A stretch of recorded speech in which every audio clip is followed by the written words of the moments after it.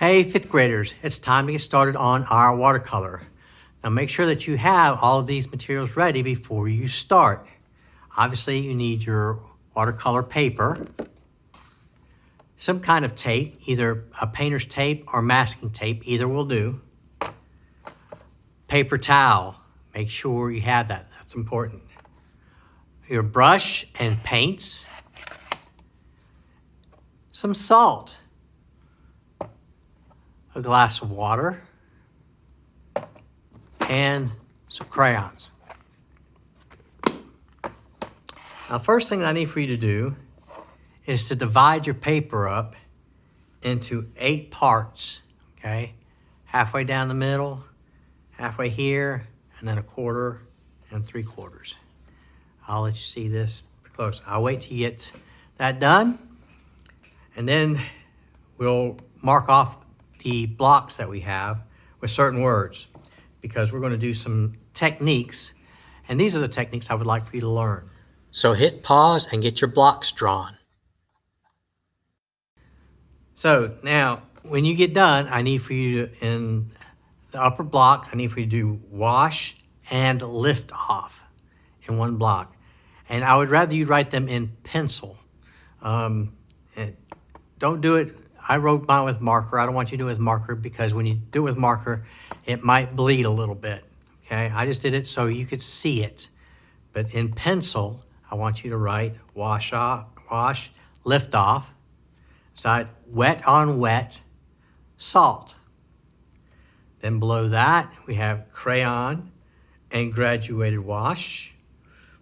And down here in the bottom, I want you to write wash and dry brush.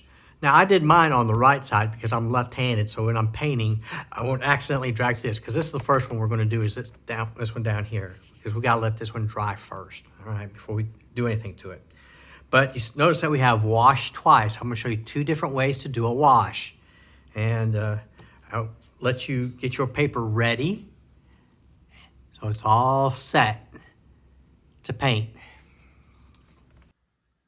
So again, hit pause and get your words drawn in your boxes. All right, so now that you're ready, in the section that's marked crayon, you can see that I drew a little flower in here and with a crayon. And then there's also some other stuff written in here with a white crayon, but you can't see that, can you? Right here, there's some stuff I wrote with some crayon, but you can't see it because I used a white crayon. And that might be important to you. If there's a section of your paper that you want to keep white, use a white crayon to protect it. All right, the first thing that we have to do now is, make sure that you have a board. I neglected to tell you that you needed a board to go along with this. It can be a cookie sheet, it can be a piece of cardboard, whatever, but it needs to be big enough to hold your paper because you have to tape it down. Now, you can tape down the whole edges if you want to, but for this purposes, all you need to do is just tape down the corners. That's to help keep the paper from curling up a little bit when it's wet. Paper tends to curl when it's wet. So I'm just going to tape down my corners.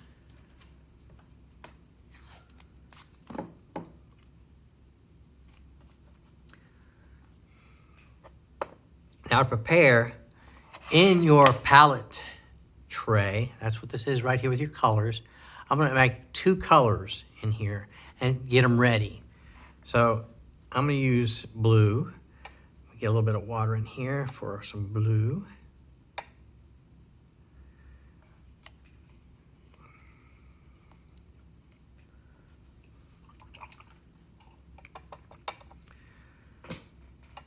And over here I'm going to do some yellow.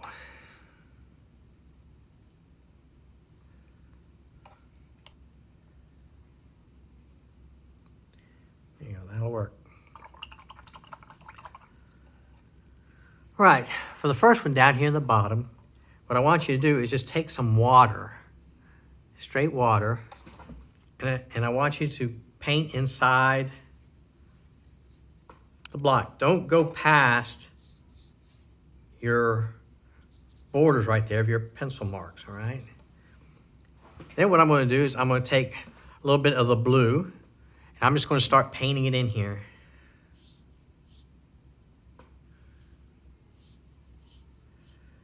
And there we have what's called a wash. All right. And we're just going to sit there and let that dry. Now let's go up to the other section up here, the wash. Get some more blue. If I don't want to do it this way it tends to be a little bit stronger. So I'm going to get a little bit of my blue, and I'm going to hold my brush at a flat, so I'm painting with the side of the brush and not the point of the brush. So I'm going to lay it kind of flat so I get a wide line and not a skinny line. Okay? All I'm going to do is I'm going to do 2 strokes, get some more paint, 1, 2 strokes, 1 and 2 strokes. All right, and there's another wash right there. Which one do you like better? Which one is stronger? Depends which way you want to do it. All right, now, while it's still wet, take your paper towel, crumple it up, and dab it. And you'll see that you kind of made little clouds right there. All right, so make sure that you have your paper towel ready to go when you do that. All right, let's do the wet on wet technique. I'm going to take blue on my brush. I'm going to just do another wash, 2 strokes. 2 strokes, get wet, 2 strokes. And I want to do this kind of quick. Sometimes you have to go really, really quick with watercolors. All right, then I'm going to get a different color, red, and I'm just going to put some dots in here, all right, and see what happens. Go really quick. Then take your salt and just shake some salt on there and see what happens, all right?